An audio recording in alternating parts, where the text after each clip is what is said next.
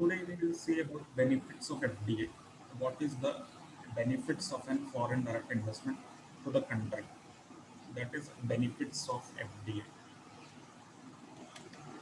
See, FDI brings many advantages to the country. Some advantages are discussed below. What are that advantages? Let us see one by one. First is that it brings financial resources for economic development. Obviously, when an investor is coming from outside India, he will bring money with him for making investment. So one big advantage of FDI is that it will bring the financial resources, especially the foreign currencies, for economic, which will contribute to the economic development of the country. This is the first advantage of FDI, benefit of FDI. Second benefit, it brings new technologies. Okay, when foreign investor is coming, especially for big projects, they bring with them new technologies, foreign technologies they will bring. They will bring skilled laborers, etc. Especially experts they will bring.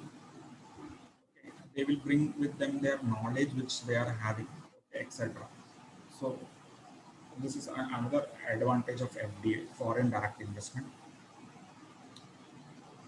Then it generates more employment opportunities. Obviously, when investment is made in country, new business comes. So we can say that it will create and generate employment opportunities for people. Then it brings more competitive business environment in the country. Okay. So when outsider is coming in the country, our country's businessmen will also become competitive. No? Okay, to survive in the market, it will increase the competition, and competition will always lead to increase in quality of business also. So it will help in increasing the competitiveness of the business environment in the country. Then it will improve the quality of products and services. Obviously, if competition increases, quality will also increase automatically.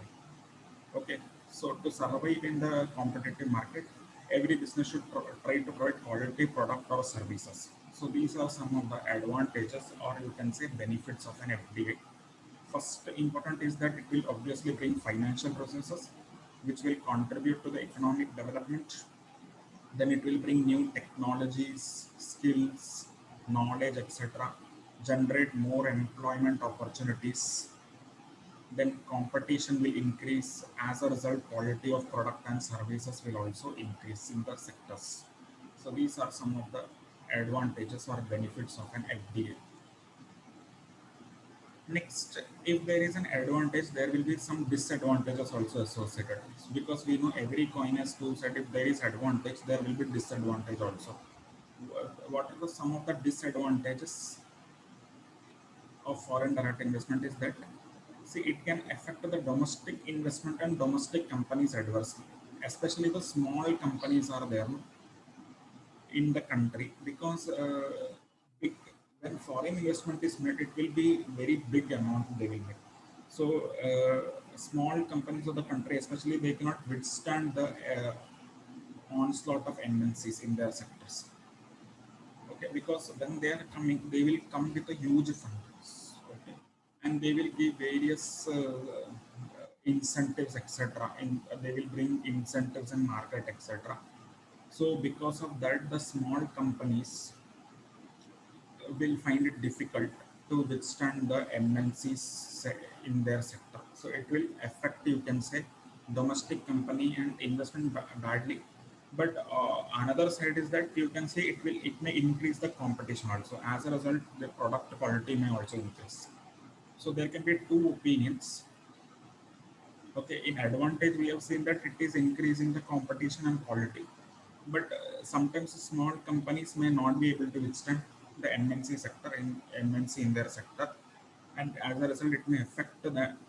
We cannot say it will affect. It may affect the domestic investment and domestic companies. Okay, so there is always a risk of many domestic firms shutting shop as a result of increased FDI. Okay, there may be chance. Okay, FDI may also adversely affect the exchange rates of the country. This we know, when there is an inflow or outflow of the foreign currency, it will affect the exchange rates, obviously, because when FDA will come, they will bring in foreign rates, foreign exchange, and when they leave India, they will take back the foreign currencies with them. So this may cause a fluctuation in the, or you can say affect the exchange rates of the country. So these are some of the advantages of an foreign direct investment. Now let us come to the foreign portfolio investment. What is foreign portfolio investment? Yeah, foreign portfolio investment (FPA). Foreign portfolio investment.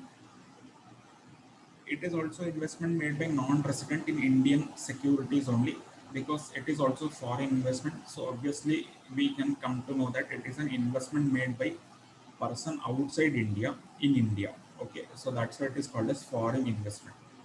Now, what is the difference between direct and portfolio? Is the difference in controlling interest.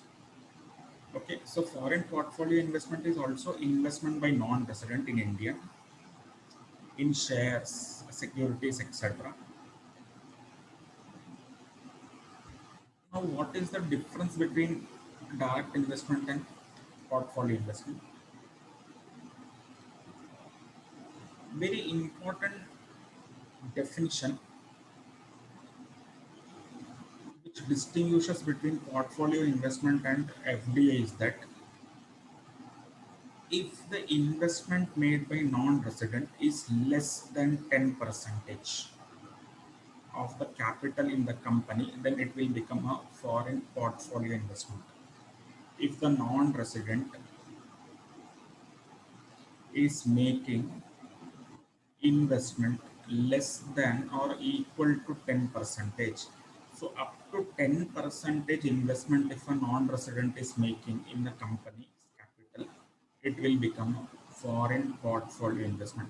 If it is more than 10 percentage, it will become FDI. Okay, suppose company's share capital is 1 lakh rupees. For example, if a foreign investor is making 9,000 rupees investment in this company,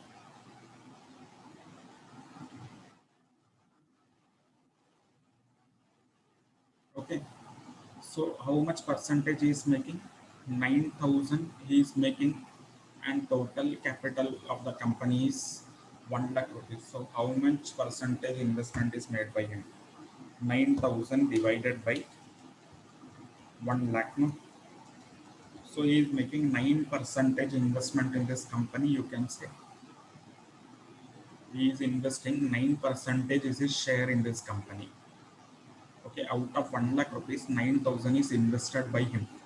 So he is making how much percentage investment? 9 percentage. No? So it is less than 10 percentage. So this investment we will call it as portfolio investment, because he will not have a controlling interest in this company. He will not take part in day-to-day activities, etc. He is like passive investor, you can say. Okay, he will just invest and he will get the benefits, dividend, etc. He will get the benefit, but he will not have a active participation in the company. Suppose one investor is there, he has invested 15,000 rupees in this company. How much percentage he is investing? 15 percentage, no, in this company. 1 lakh is the capital of the company, and out of that he is investing 15,000. 15% investors made by him. So it is greater than 10 percentage. So this investor will become FD, foreign direct investor. No, he will have a controlling interest in this company. He can directly participate in this company, etc. Okay, so this is the difference between the FDA and FPA. What is the distinguishing feature? Understand, if the investment is less than or at least 10 percentage of the capital of a company, it will become portfolio investment. If it is above 10 percentage, we will count it under foreign direct investment. Clear?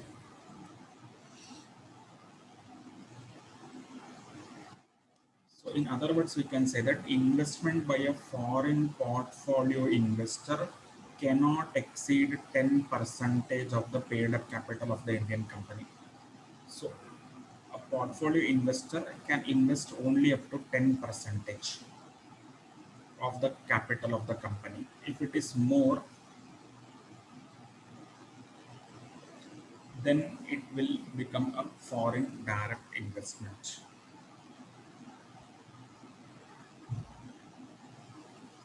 Okay. Now, what is the distinguishing feature of portfolio and of direct is that portfolio investment does not provide the investor with direct ownership. Very important.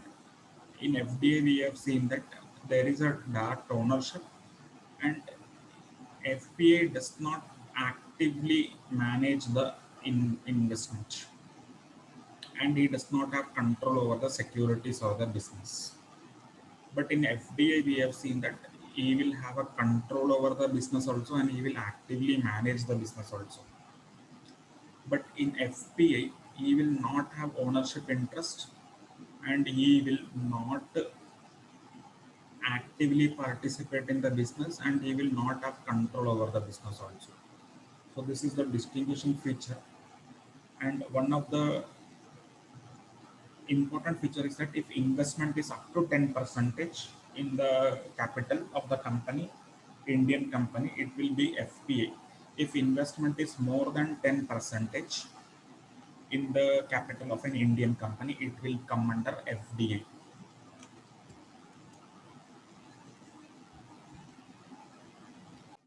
So now some important distinguish we will see between FDA and FTA. So what is the meaning of FDI? FDI refers to the investment made by foreign investor to obtain substantial interest in the enterprise located in the different country. This is very important. If you will direct investor, you will have a substantial interest in the company in which you are making the investment. Okay, that we have already seen because he will get the controlling interest also, and he will get the ownership interest also. So FDI will give the substantial interest, but FPA will have only passive interest. Okay, he will be getting only the returns, dividends, etc. But he will not have an active interest in the company. Okay, so FDI we can say role of investor is active, FPA role of investor is passive. Just like he is making investment, he will get the returns. Degree of control very high in FDI because active participation is there. In FPA, there is very less degree of control because investment is less than 10 percentage or up to 10 percentage. FDI are normally long term and FPA will be short term. Management is efficient in FDI because he will be having controlling interest, substantial interest. Here you can say it is comparatively less. Okay, entry and exit norm FDI difficult, for FPA it is relatively easy. And FDI will result in transfer of funds, technology, other resources it will bring in the country. But FPI will bring only inflows, capital inflows will be there. Technology, etc., will not come in FPI because he is just a passive investor. No? So he will only invest money. Other things he will not bring in India. So these are the difference between a direct investment and a portfolio investment.